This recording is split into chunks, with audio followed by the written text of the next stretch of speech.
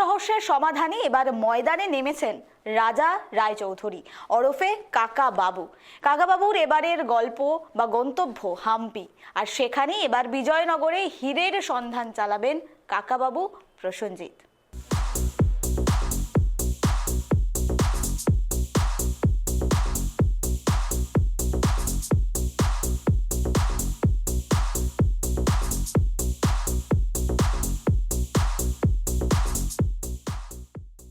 আর এটার সাথে আমি একটা অ্যাড করতে চাই যে যদি লাস্ট 3টে ছবি যদি সবার ভালো লেগে থাকে, আমি দায়িত্ব নিয়ে বলতে চাই যে চন্দ্রাশিস দা যেভাবে এই নতুন কাকাবাবু, এটা বিজয়নগরের হিরে, যেভাবে কালার করেছে, নিজস্ব কালার করাই আমি ব্যবহার করব, সেইটা জাস্ট আউটস্ট্যান্ডিং। কারণ থ্রিল ফ্যাক্টরটা সাংঘাতিক এটাই। আর তার সাথে আমি চন্দ্রাশিস দা আছে, প্লাস ইন্দ্রদা আমাদের ডিওপি, যে মানে এরা জাস্ট মানে প্রত্যেকটা, আমার এখন মনে পড়ে যাচ্ছে যে প্রত্যেকটা শটের আগে যেভাবে ওটা ডিসকাশনটা করতো, ওটা জাস্ট দেখার মতো। আমি হাঁ করে দেখতাম এত মেটিকুলাস ভাবে যদি ডিসকাস করে যদি শটটা নেওয়া হয়, তখন সেই সিনেমাটা দারুণ হতে বাধ্য।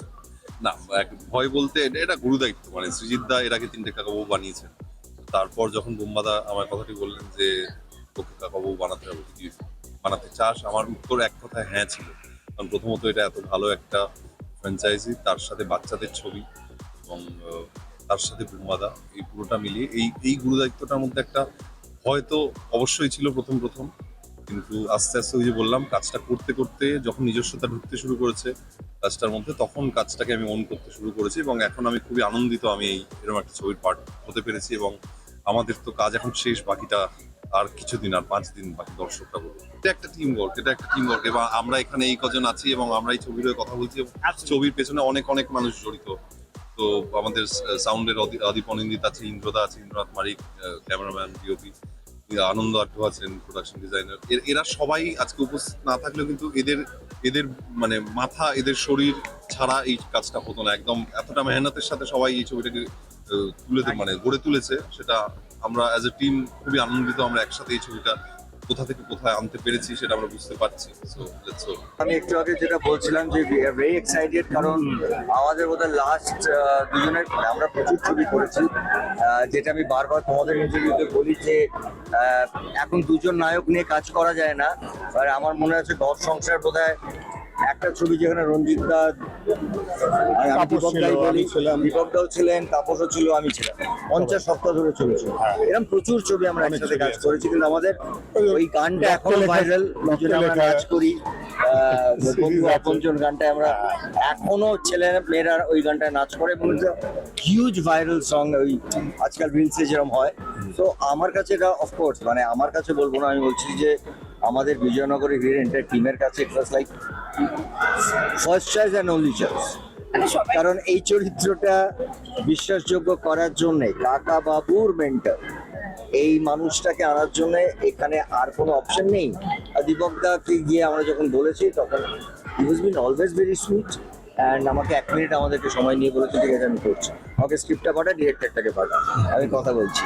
সো আমাদের দুজনের, আমার মনে আছে যেটা আমি সত্যি বলতে চাই, আমাদের টিমের তো অনেকেই আছেন যারা একটু আগে, মানে যেটা হয় এখন প্রচুর ছেলেমেয়েরা কাজ করছে যারা নতুন, কিছু থাকে পুরনো। তো আমাদের দুজনের ফার্স্ট শটটা যখন দিচ্ছিলাম, এবং আমাদের দুজনের একটা খুব একটা ভীষণ ইমোশনাল ইন্টিমেট একটা সিকোয়েন্স দিয়ে শুরু হয়েছিল। একটা ফ্ল্যাশ আছে, সেই জায়গাটার সময় ওরা বলছে এই তো মনে হচ্ছে সেই আগের বুম্বাদা, আগের দীপকদা, এই, এবং ওরা অনেকে আমাকে সুভাষ এসে বলে আমাদের চোখে জল এসে গেছে। সো আমরা না আসলে যাই করি কাজটার মধ্যে আমাদের সম্পর্ক এবং কাজের মধ্যে আমাদের একটা ইমোশনাল বন্ডিং আছে, এবং আমরা এতটাই আমাদের মানে এই বন্ডিংটা যে দীপক দাও জানে রাত্রি 2টোর সময় আমার যদি মনে হয় মুম্বাকে ফোন করা দরকার, বা আমার যদি মনে হয় রাত্রি 3টের সময় দীপক দাকে আমায় কানেক্ট করতে হবে, আমরা অনায়াসে করতে পারি। আমাদের এখানে কোনো সেই রিলেশনটা সেটা আছেই। আমরা জায়গায় কোনো জায়গায় দেখা হচ্ছে, কখনো রঞ্জিতের বাড়িতে বসে আমরা আড্ডা মারি। এই চরিত্রটা এসছে যখন, এটা এবারে এটা থাকবে, হয়তো কতটা থাকবে জানি না, বাট এই চরিত্রটা কাকাবাবুর, এই বিপি শর্মার চরিত্রটা সুন্দর তৈরি, এবং যখন যেখানে দরকার হবে এই চরিত্রটা তুলবে। এখানে তো মেন্টর হিসেবে দেখা যাবে না, বাট এইটার বাইরেও আমি দীপক একটা ছবি করবো শিগগিরই। এটা কি মানে আমার খুব ইচ্ছে রঞ্জিত দা আমি দীপক দার ছবি করি। হ্যাঁ ছোট ছোট তো হয় Honestly, মানে আমরা যখন একসাথে কাজ করেছি মানে এরকমও হয়েছে আমি তখন অনেক বেশি কাজ করতাম, দীপকদা অত কাজ করতেন না। দীপকদা বেঁচে ছবি করতেন, আমি করে যাচ্ছে সেটে গেছি, আমি যাই চল দীপকদা আছেন চিনি আমাদের কম্বাইন নেই, দীপকদা তুমি বাড়ি যাও তো। এইগুলো কিন্তু মানে আমাদের তখনও যা ছিল আজও তাই আছে। মানে দীপকদা হোয়াট এভার সেটা আমাদের সিনিয়র, আমি জানি যে এই কম্বাইন শটগুলো বাকি আছে, আগে এসে বলে দিতাম। আর সমস্যাটা হচ্ছে যে সমস্যা কিছু না, আমরা এই মেন্টার জায়গাটা না, আমি বলছি যে একটা ছবিতে ও আমার দাদা আমি ভাই, এই সম্পর্ক বা আমরা দুজনে বন্ধু, হ্যাঁ।